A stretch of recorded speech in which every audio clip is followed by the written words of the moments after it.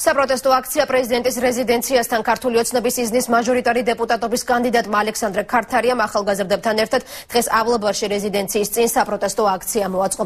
ქართარიამ პრეზიდენტს მოუწოდა დაინტერესდეს თუ რა მდგომარეობაში ცხოვრობენ მისი მეზობლები და რა მდგომარეობაშია რეზიდენციის გვერდით განლაგებული საცხოვრებელი სახლები. მაჟორიტარი დეპუტატობის კანდიდატი ამტკიცებს, რომ სახლების დიდი ნაწილი ავარიულ მდგომარეობაშია და მათ სასწრაფო შეკეთება სჭირდება. კანდიდატს თან დანგრეული სახლების ფოტოები ჰქონდა, რომლებიც პრეზიდენტის რეზიდენციაში დატოვა. ჩვენ მოვიტანეთ ის სურათები, რომელიც აი ამ უბანში არის დანგრეული სახლების. როდის ჩამოექცევა ამ ხალხს სახურავები არ ვიცით. ყოველი ღამე არის მართლაც განსაცდელის ღამე. აი ამ დროს ამ რეზიდენციაში ზის ადამიანი მიხეილ სააკაშვილი, რომელიც აქამდე ბოროტი იყო, ეხლა უცბად გახდა კეთილი და აი მოუტანეთ ეს სურათები, რომ იქნება რაღაცა გული ცოტა ატკივდეს და თავის უბანში, თავის მეზობლებს მაინც თავისი ფონდიდან გაუწიოს დახმარება სანამ დროა.